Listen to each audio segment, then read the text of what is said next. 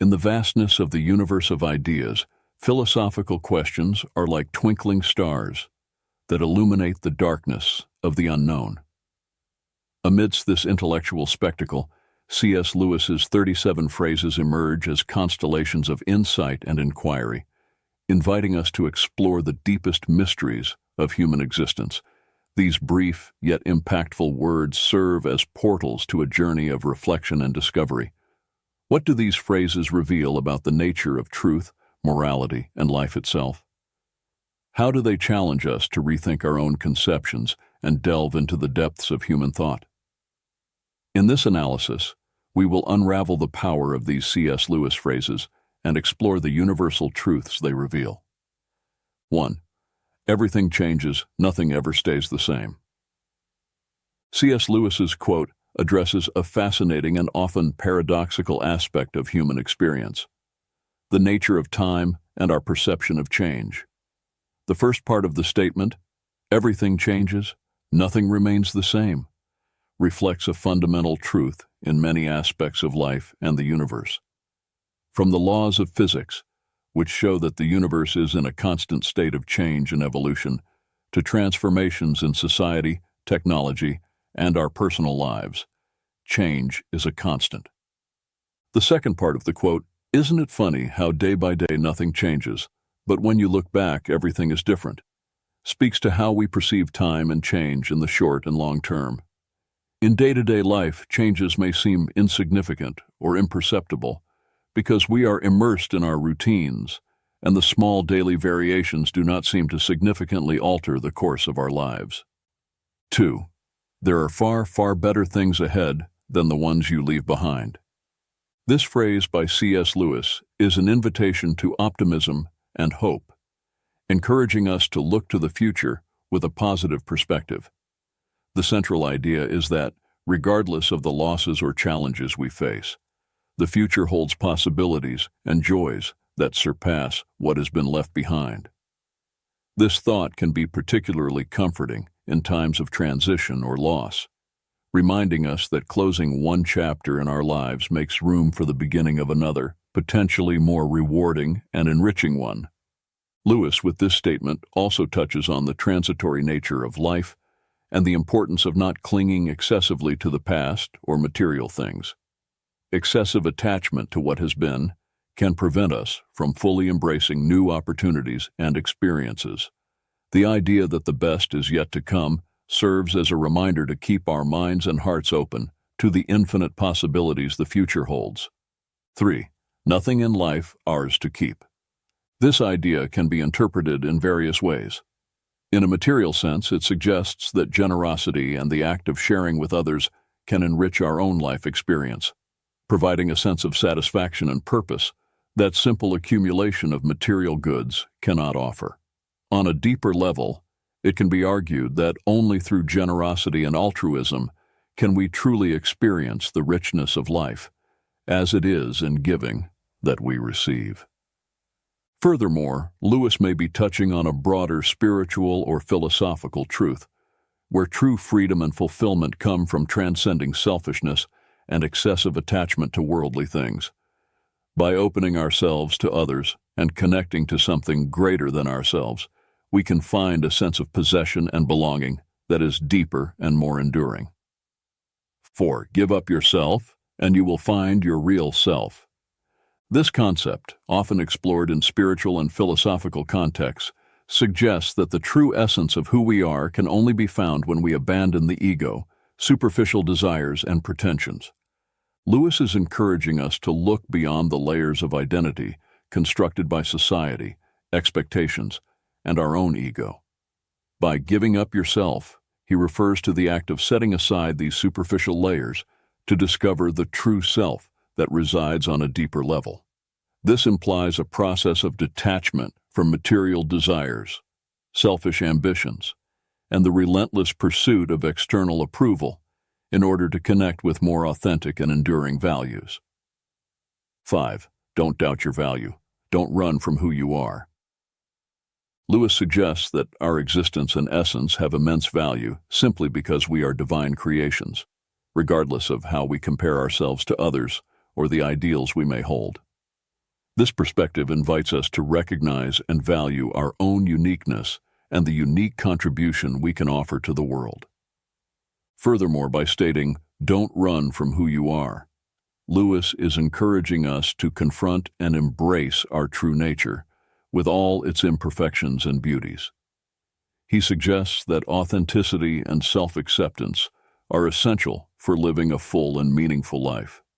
This acceptance is not just about recognizing our qualities, but also embracing our flaws and limitations, understanding that they are part of what makes us unique. 6. If you find in yourself desires which nothing in this world can satisfy, the only logical explanation is that you were made for another world. Lewis addresses the sensation, often experienced by many, that there is a kind of emptiness or longing within us that worldly joys and satisfactions cannot completely fill.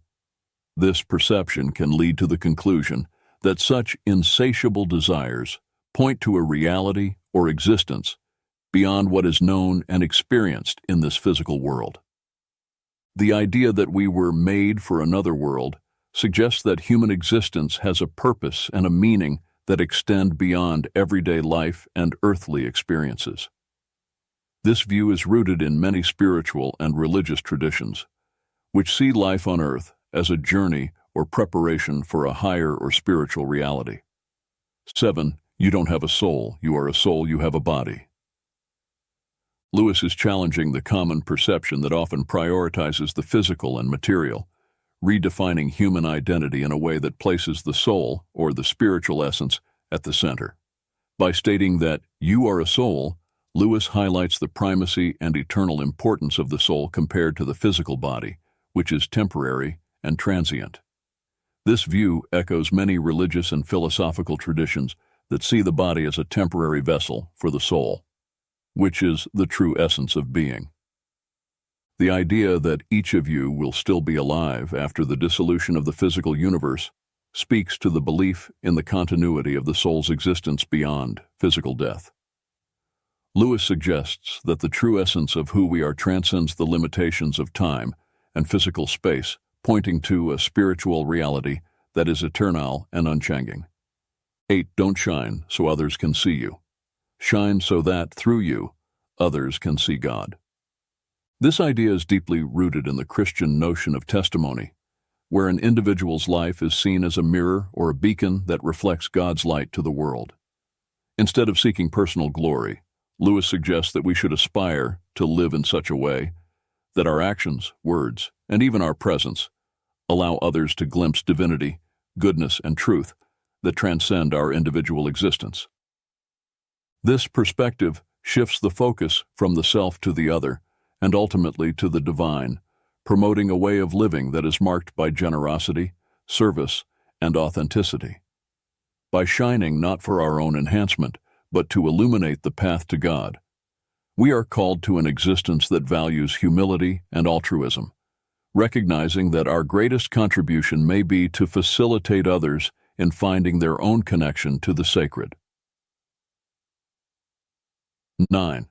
Hardships often prepare ordinary people for an extraordinary destiny. Lewis suggests that challenges and adversities are not mere meaningless obstacles, but rather instruments of growth and preparation. Difficulties have the potential to transform us, shaping our character and refining our virtues in ways that prosperity and ease simply cannot. This process of growth through adversity is often what prepares us to take on larger roles and responsibilities, leading us to destinies that far surpass our initial circumstances. By mentioning that God allows these experiences of low points, Lewis is touching on the notion that there is a divine order and purpose behind life's events, even those that seem negative at first glance. The lessons learned through adversity are seen as essential to our spiritual and personal development, teaching us perseverance, compassion, humility, and dependence on a force greater than ourselves. The idea that God does not make anyone wait unless it is good for him to wait reflects a view that God's timing is perfect, even if we do not immediately understand it. Patience and waiting are seen not as emptiness or meaningless inactivity, but as an opportunity for internal growth and preparation for what is to come. Thus, Lewis encourages us to face difficulties and periods of waiting, not as abandonments, but as integral parts of a larger plan that leads us to an extraordinary destiny. 10. Experience is the most brutal of teachers. By referring to experience as the most brutal of teachers, Lewis is underscoring the often harsh and unforgiving nature of real life as a vehicle for learning. Unlike theoretical or academic learning, experience educates us through successes, and more often through failures, losses, and challenges. These moments can be painful and difficult to endure, but they are also incredibly potent in forging character, resilience, and wisdom. The second part of the phrase, "But you learn, my God, do you learn," emphasizes the effectiveness of this type of learning. Despite its brutality, or perhaps because of it, the lessons learned through experience tend to be deeply internalized. The direct experience of consequences, whether positive or negative, engraves knowledge in a way that passive instruction rarely achieves. 11. Repeated failures are fingerposts on the road to achievement. In describing failures as fingerposts, Lewis suggests that each failure serves as a lesson and a guide, pointing towards adjustments and changes necessary in our approaches, strategies, or even in our understanding. These posts illuminate the way, offering critical insights that help us navigate the path towards our goals. The idea of failing forward is particularly powerful. It implies that each failure, instead of pushing us backward, actually propels us forward, bringing us closer to success. This is because we learn, adapt, and grow through our experiences of failure. This concept encourages a mindset of resilience and persistence, where obstacles are seen as opportunities for development and improvement. 12. You are never too old to set another goal or to dream a new dream. Lewis challenges the notion that age is a barrier to aspirations, goals, and dreams. He emphasizes the infinite capacity of the human being to reinvent oneself and pursue new directions, regardless of where one stands in their life journey. This idea is an invitation to reject self-imposed limitations and social expectations that often accompany aging. Instead of viewing old age as a time to slow down or give up on new endeavors, Lewis suggests that there is always room for new beginnings and possibilities. This can be particularly inspiring for those who may feel they have missed opportunities or that it is too late to pursue passions or interests that have been set aside. Essentially, Lewis reminds us that the ability to dream and aspire knows no age limits. This message serves as an encouragement to continue seeking growth, fulfillment, and joy in all stages of our lives, embracing the ongoing journey of discovery and renewal. 13. Don't let your happiness depend on something you may lose. This brings forth a profound reflection on the nature of happiness and the importance of grounding it in aspects of life that are enduring and intrinsic, rather than external and transient. This idea encourages us to reconsider the sources of our joy and satisfaction, warning against basing our happiness on elements that are outside of our control and can easily be altered or lost, such as material possessions, social status, or even specific relationships.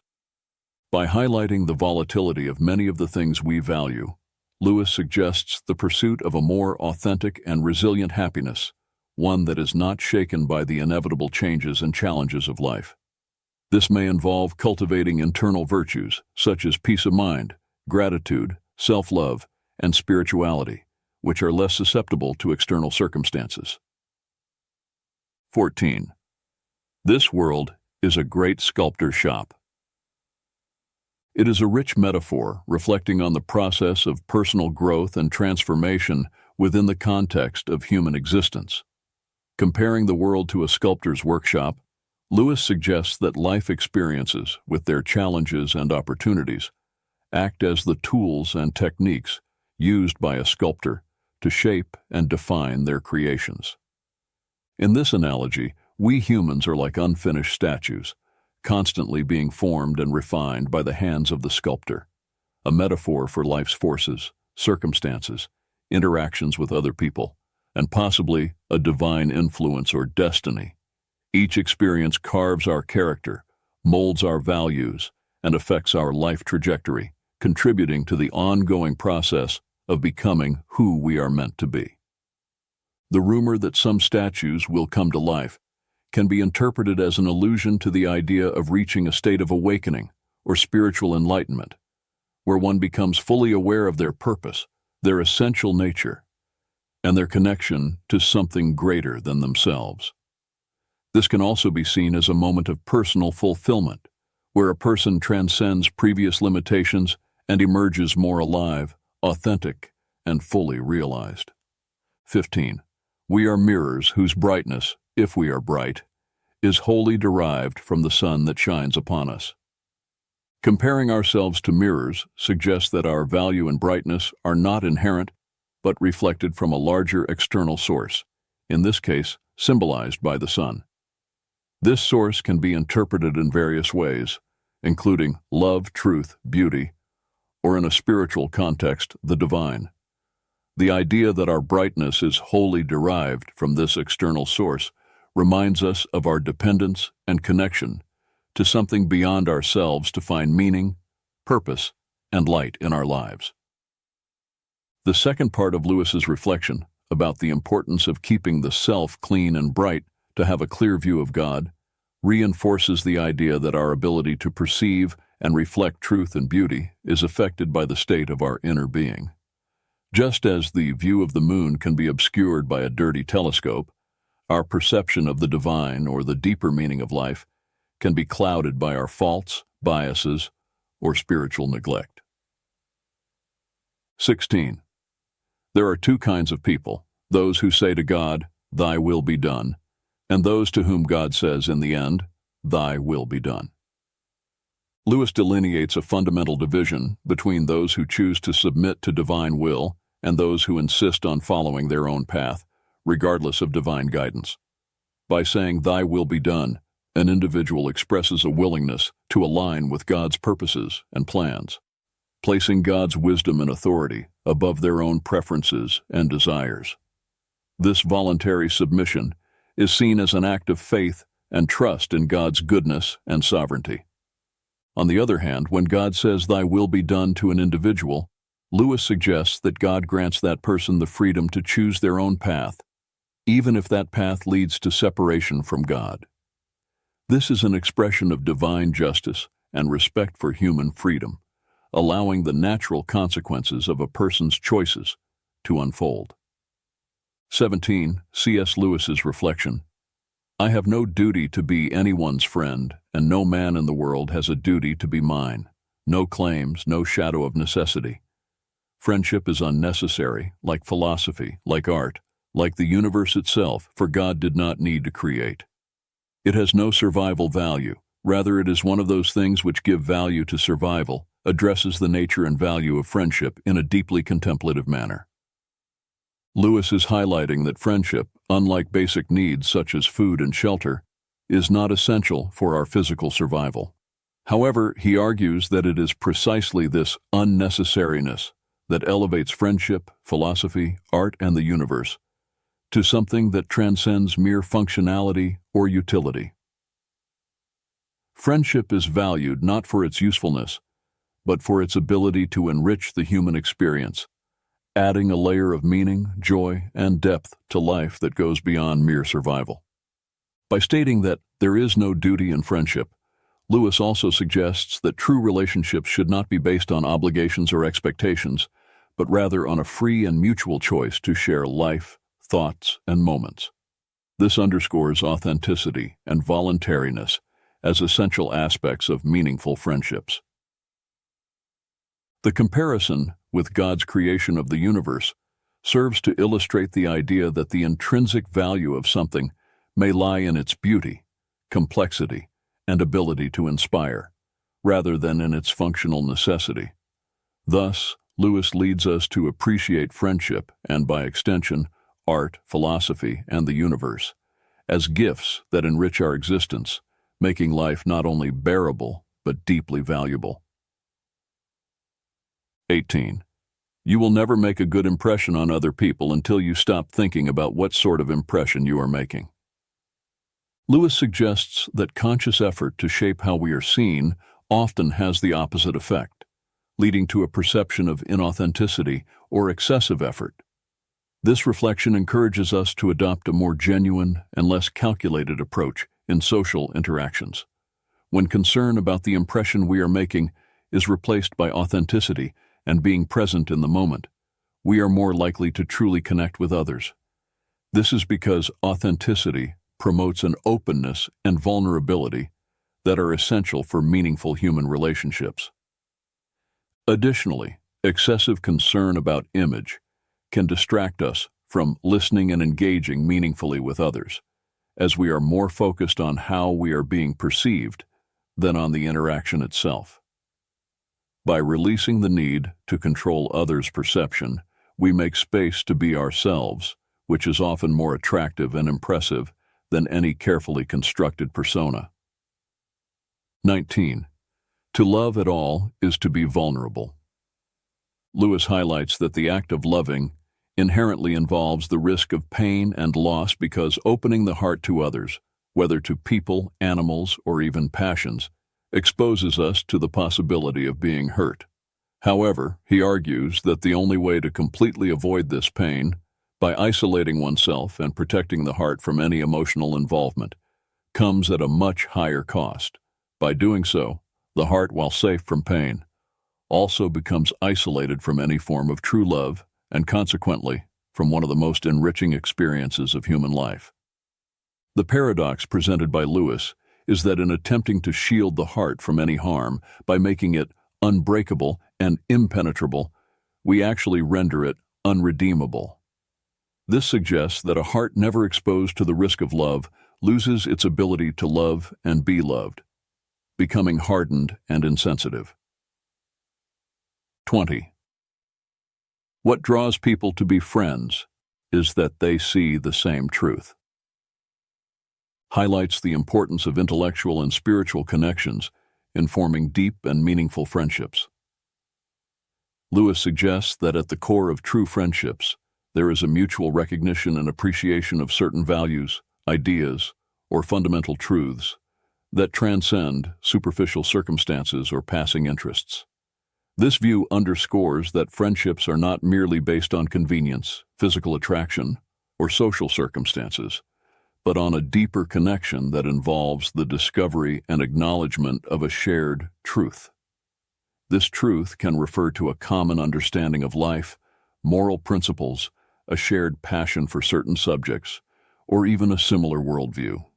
The act of sharing this truth implies not only recognizing it, but also experiencing and exploring it together, which can provide a solid foundation for the development of a lasting friendship.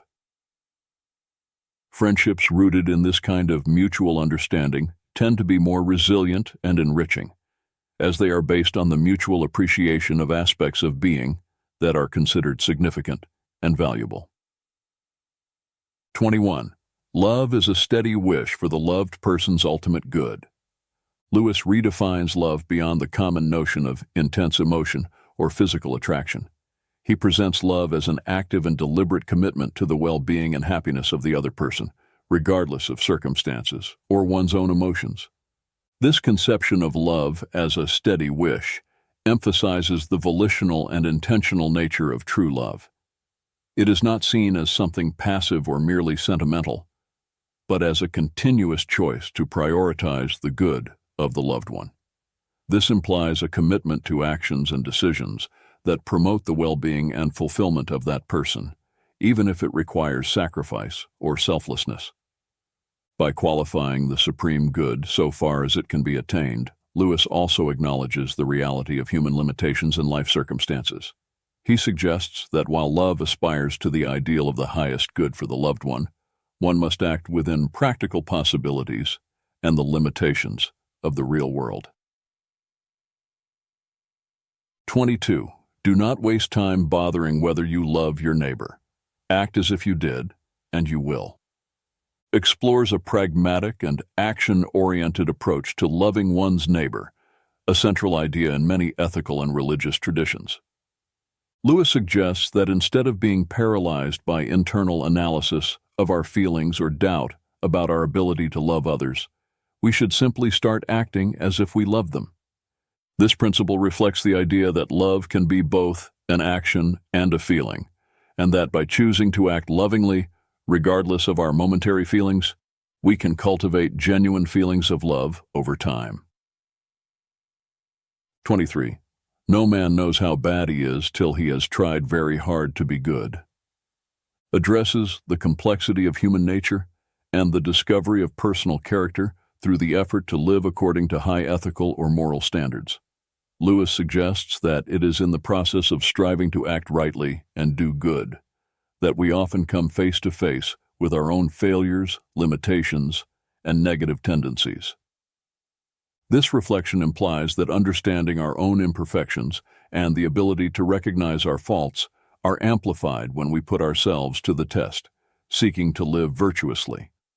This can be a humbling experience as we discover that goodness and virtue are not as easily achieved as we might have imagined, thus revealing the depth and persistence of our flaws and weaknesses. 24.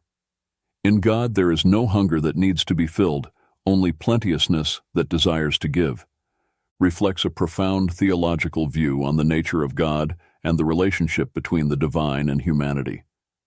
Lewis suggests that God, being a being of fullness and perfection, has no needs or lacks. Instead, he is an infinite source of generosity and giving. This idea contrasts the conception of God with human nature, which is often driven by needs, desires, and a constant search for satisfaction. Instead, God is portrayed as someone whose essence is fullness, needing nothing from us to complete or improve his being. Therefore, God's desire to relate to humanity and provide for his creations is not motivated by a lack or need, but by an expansive and generous love that seeks to share his own fullness. 25. If a person thinks she is not conceited, she is very conceited indeed. Addresses the paradoxical nature of self-perception, especially regarding pride and vanity. Lewis suggests that excessive self-assurance in one's humility can ironically be a sign of deep pride.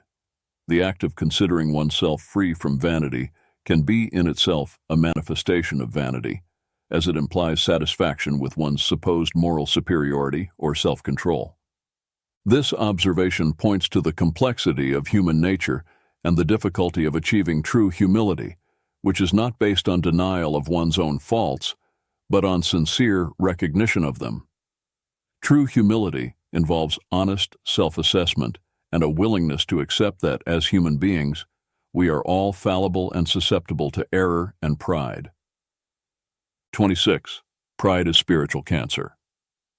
C.S. Lewis's view of pride as a spiritual cancer highlights the destructive nature of this vice in a person's spiritual and relational life.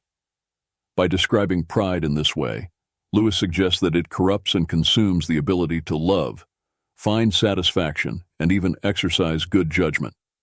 Pride is presented not just as a minor character flaw, but as a corrosive force that can destroy the most fundamental aspects of human and spiritual well-being.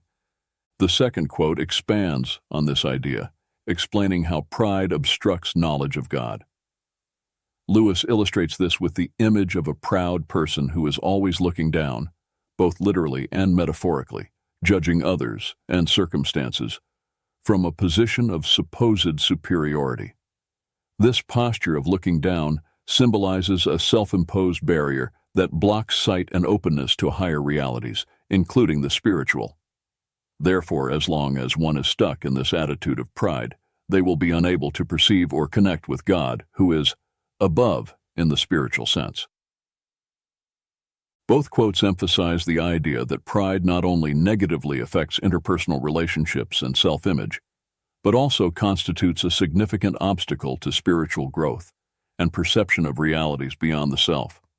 Lewis invites us to recognize pride as a serious impediment to love, genuine happiness, and wisdom, encouraging a constant pursuit of humility as a path to spiritual health and true knowledge. 27. Only the pure in heart want to see God. This quote distills a profound truth about the nature of spiritual longing and the necessary condition for genuine seeking of God. Lewis suggests that purity of heart is not only a quality that makes someone fit to encounter God, but also the very characteristic that awakens the desire to seek Him. Purity of heart can be understood as a cleansing of intentions, an absence of falsehood or duplicity, and a sincerity in the pursuit of truth and good. This purity involves an orientation of the being toward what is genuine and good, free from the distortions of selfishness, pride, and disordered passions that can obscure spiritual vision and deflect the quest for truth. By stating that only the pure in heart desire to see God, Lewis is highlighting the idea that the desire to know and draw near to the divine requires a certain inner disposition characterized by purity and sincerity. This implies that the spiritual journey toward God begins with an inner work of purification and alignment of the desires of the heart with spiritual values. 28. Human history is the long, terrible story of man trying to find something other than God which will make him happy. C.S. Lewis's statements about human pursuit of happiness outside of God reflect a deep critique of the nature of human aspirations and endeavors throughout history. Lewis suggests that the relentless quest for satisfaction in earthly things, whether wealth, power, pleasure, or status, is futile, as true happiness and peace cannot be found apart from God. God cannot give us a happiness and peace apart from Himself, because it is not there. This assertion highlights the view that any attempt to find lasting contentment outside of a relationship with the divine is doomed to failure, as the true source of peace and joy resides in God. To what will you look for help if you will not look to that which is stronger than yourself? This rhetorical question invites reflection on the need to seek support and guidance in a force greater than our own limited human capacity, suggesting that reliance on purely human resources or solutions is insufficient to address life's fundamental challenges. All that we call human history, money, poverty, ambition, war, prostitution, classes, empires, slavery, is the long, terrible story of man trying to find something other than God which will make him happy. This observation about human history as a series of failed attempts to find satisfaction in earthly substitutes for God underscores the view that many human endeavors and conflicts stem from a misguided search for meaning and contentment. Together, these reflections by Lewis challenge us to reconsider the sources in which we seek happiness and purpose, encouraging a reorientation toward spiritual values and a deeper relationship with the divine as the path to true satisfaction and peace. 29. Forgiving does not mean excusing. This quote distinguishes two fundamental attitudes toward dealing with offenses or mistakes. By stating that forgiveness does not equate to excuse, Lewis highlights the importance of acknowledging the seriousness and reality of an offense without allowing it to perpetuate resentment or hostility. Forgiveness implies a conscious decision to release resentment or the desire for retaliation against someone who has wronged us, even when we recognize that the act committed against us was wrong and unjustifiable. This distinction is crucial because it recognizes the responsibility of the offender without allowing that offense to dominate future relationships or the emotional state of the offended party. In contrast, excusing someone often involves minimizing the offense or justifying the offender's behavior, potentially ignoring the harm caused. Thus, excusing can inadvertently enable or validate harmful behavior. Lewis suggests that forgiveness is a deeper act that requires considerable moral strength. It involves choosing to respond to wrongdoing with a kind of mercy that does not deny the injustice of the act, but chooses not to define oneself or be consummated by it. This approach to forgiveness allows for healing and reconciliation while maintaining moral integrity by acknowledging the gravity of the wrong. Therefore, forgiveness, as Lewis conceives it, is an act of grace that transcends mere acceptance of others' faults, promoting the restoration of relationships without denying the reality of the harm caused. 30. Thirst was made for water, inquiry for truth. By C.S. Lewis offers a powerful metaphor that underscores the intrinsic connection between human pursuit of knowledge and the nature of truth. By comparing physical thirst for water with the innate desire to understand truth, Lewis invites us to reflect on the fundamental need we have to seek knowledge and understanding. Just as thirst is a natural condition that drives us to seek water to quench it and ensure our physical survival and well-being, curiosity and the desire to understand are fundamental impulses that lead us to seek truth, to satisfy our need for intellectual and spiritual knowledge and understanding. This comparison emphasizes that just as water is essential for physical life, truth is indispensable for our intellectual and spiritual life. Just as our bodies are designed to seek and consume water to maintain their health and proper functioning, our minds are naturally inclined to question, explore, and seek understanding to grow and thrive intellectually. 31. Faith is the art of holding on to things your reason has once accepted, in spite of your changing moods. This phrase by C.S. Lewis offers a profound understanding of faith that transcends mere emotional or irrational belief. Lewis suggests that true faith involves a continuous commitment to convictions and truths that have been accepted by reason, even when emotions or circumstances may try to sway us. This conception of faith highlights its active and deliberate nature, not as a passive state of acceptance, but as a constant exercise of will and discipline.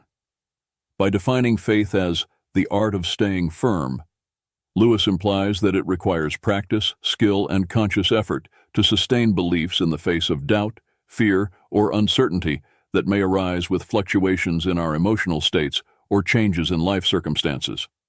By emphasizing that faith is based on things reason once accepted, Lewis is also rejecting the notion that faith and reason are mutually exclusive.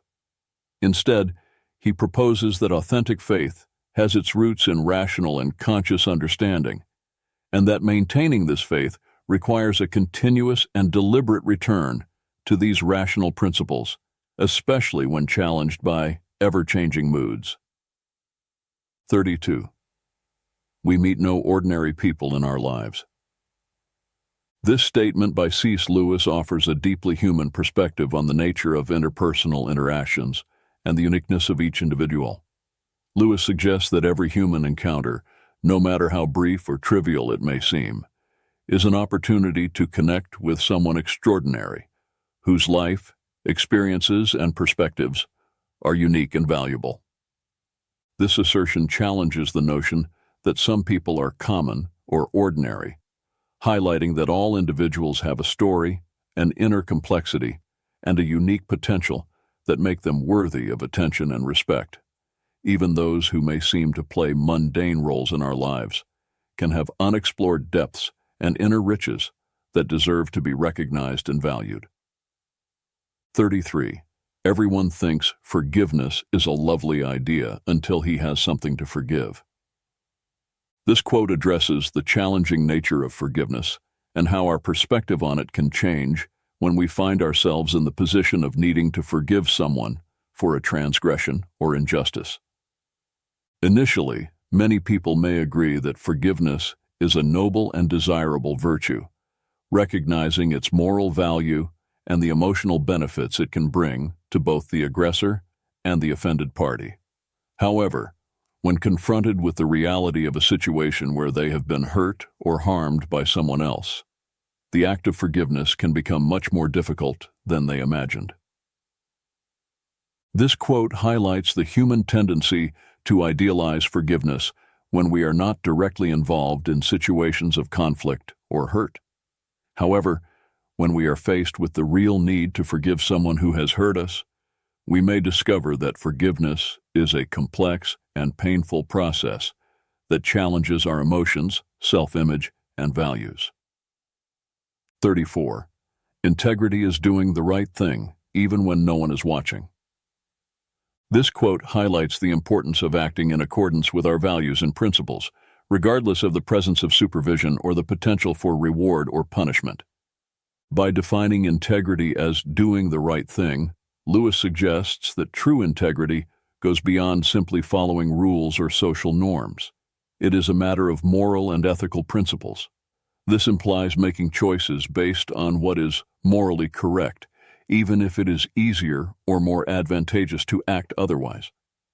The part of the phrase that emphasizes that this should be done even when no one is watching underscores the importance of authenticity and consistency in our actions. This means that integrity is not something we display only to impress others or avoid negative consequences. It is a quality that is inherently valuable and shapes our conduct in all aspects of life. 35. Children are not a distraction from more important work. They are the most important work. This quote emphasizes the priority and significance of caring for and raising children in a person's life. In doing so, Lewis highlights the responsibility and privilege that parents have to shape and influence the development and future of their children. This statement challenges the common notion that caring for children is merely a secondary part or an obligation that competes with other activities considered more important or meaningful. Instead, Lewis argues that children are not a distraction, but rather the central focus and primary responsibility of any adult who takes on the role of a father or mother.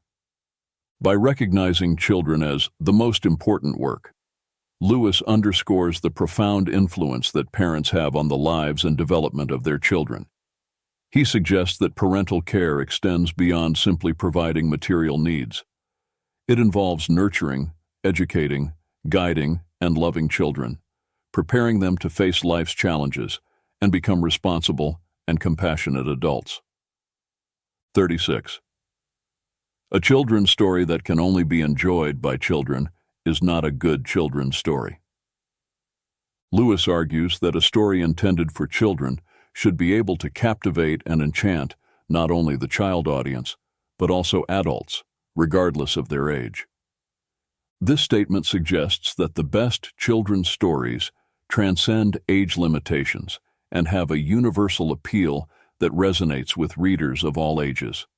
They should contain elements such as imagination, adventure, wisdom, and emotion, which can be appreciated and valued by people of all ages, from the youngest children to the oldest adults.